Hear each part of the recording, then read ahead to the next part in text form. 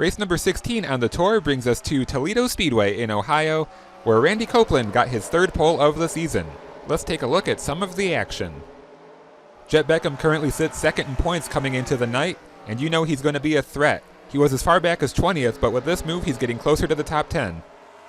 Just a few laps later, battle for the lead, the Aussie Oliver Wilson making the move on the 81, and the Iowa winner goes to the point. He's trying to make a statement here. Lap 39, we see Colin Eversley for the first time, the point leader. He makes a move for third on the 90, and not long after that, 8 laps to be exact, the 4 goes to the lead. He'll have over 400 laps led this season before the night is over. It was not all smooth sailing though. He gets into the 18 of Ashton Green down the front stretch, and he slams the wall. Tough hit for the Midwest driver. The 4 doesn't appear to be too damaged, but he does lose the lead. Taking a look from the 15, yeah, the 18 just gets hooked off a 4, and man, what a miss. Very close call for Wilson, but I'm sure he'll take it. Lap 72, a similar start to this wreck as the last one, but this one collects a lot more cars. We have the big one, the 63 of Eichner goes upside down. The 22 is involved, and man, he has taken a big hit in the points recently. He was top 3 since race number 5, but now with this last place finish, he drops to 6th. 10 laps later, we have another big crash. The 63 once again can't get out of the way, and 3 cars get squeezed up into the wall in turn 3. The 24 gets out of shape and gets hit late. He goes upside down, and as much as I hate to say it, holy Toledo! Yeah, I think I'll sign off now. But no, I do have a fake contract with the Speed Channel, so I must continue. On board the 10, he misses the first part, but keep an eye on that 24 down low, coming back up right across his nose and nowhere to go. It's still not over as it gets hit a couple more times, and that's just a big ouch. Back up front, under 50 to go, the 4 of Colin Eversley makes his presence known once again, and he's going to retake the lead from the 15. A couple cars with damage come to pit road, and Oliver Wilson starts to struggle now. He gets caught in the outside line behind some lap traffic, and there's just nowhere to go. And that's just so frustrating. You're leading all that time, having a good day, then the laps start winding down and you know you're in trouble. And eventually you got to take that anger out on someone else.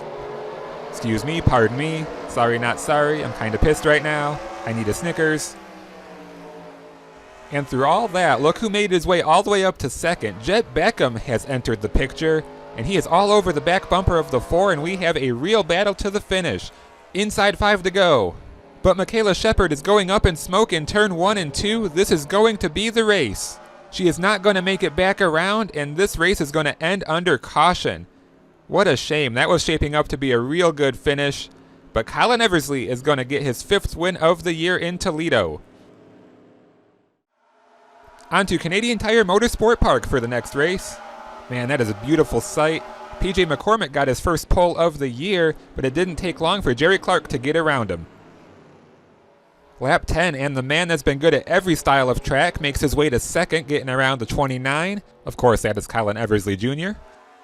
Meanwhile, Matthew Dixon challenges for 11th as they go down the long Mario Andretti straightaway. And you just can't get away from him. Colin Eversley taking the lead on lap 15, getting around Jerry Clark.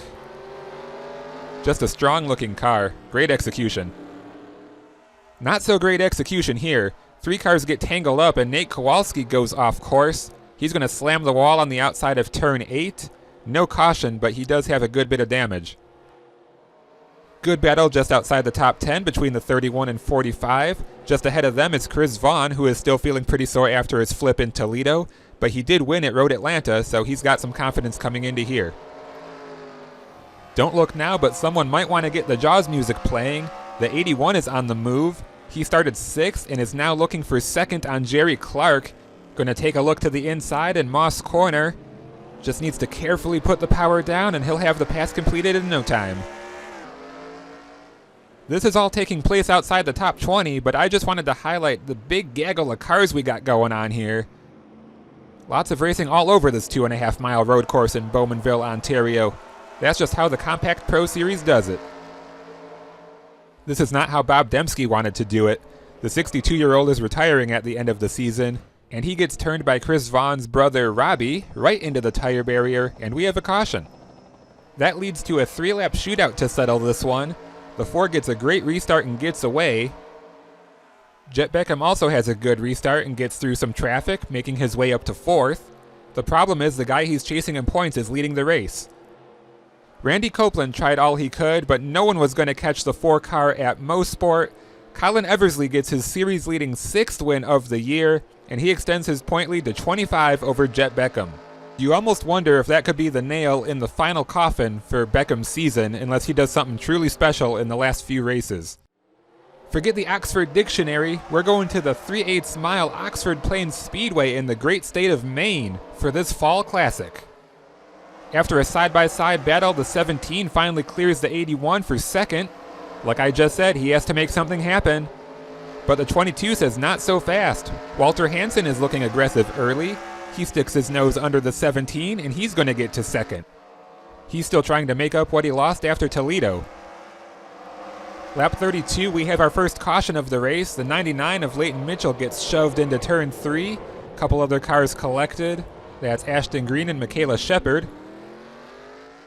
And that's a good time to get some pit stops out of the way. Pretty much the whole field came in for their service.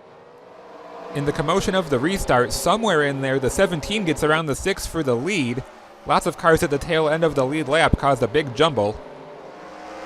And about a lap later, more trouble for the 99.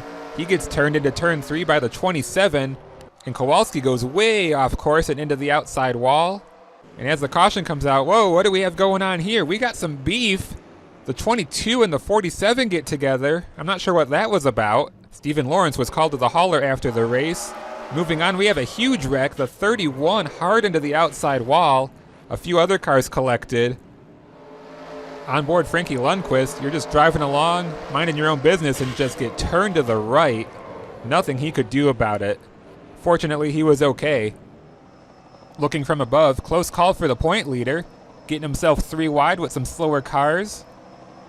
But everything worked itself out. This one could have worked itself out a little better. The 01 gets turned out of the ballpark, and from on board, he gets flipped upside down after hitting the tire barrier. That's our 3rd flip in this video. So pit road opens, and we have some more takers. The 22 ends up staying out. The 6 of Jerry Clark pits twice. He has some kind of a problem, so now he's out of the picture.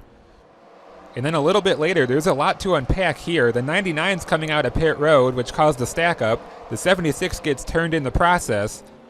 And through all that, Colin Eversley finds a hole and goes from 4th to 1st as they come back around for the caution. So another lucky break for the driver that's avoided trouble most of the season. Moving ahead to lap 99, we have a little bit of teammate controversy as the 16 and 61 get together. Jerry Clark gets caught up in the middle of that. And it's just another case of short track tempers. Oh, damn. Oh, big dabs. Jesus. Trent, where are you going, dude? Come on, you gonna squeeze my damn eyeballs out, son. I just wanted to spotlight some good runs right here. The 88 of Ian Abernathy is running 4th. He's 23rd in points. Juan Carlos Garcia is right behind him. He's 24th in points. Then we have Kenny Fitzpatrick and Rich Peterson running 6th and 7th. They're 25th and 20th in points respectively. 25 to go and the season-long battle continues. You knew Beckham wasn't going to go away that easily. He's going to take the lead from Colin Eversley going into turn 1. It's still an uphill climb, but the championship is technically not over yet. And just like Eversley at Toledo, we can't go a whole race without the leader spinning out a lapped car. Beckham gets into the 44 of James Garrett. He goes around, slides up the track, and gets nailed by Terry Roberts. So we have a late caution, but no one is going to catch Jet Beckham either way. He takes home the trophy and gets his 4th win of the year at Oxford Plains. Colin Eversley is going to head into the final 2 races with a 22-point lead over him. But as we remain in the beautiful Northeast to wrap up the season, anything can happen. You won't want to miss it. Meanwhile, Matthew Dixon challenges for 11th as they go down the long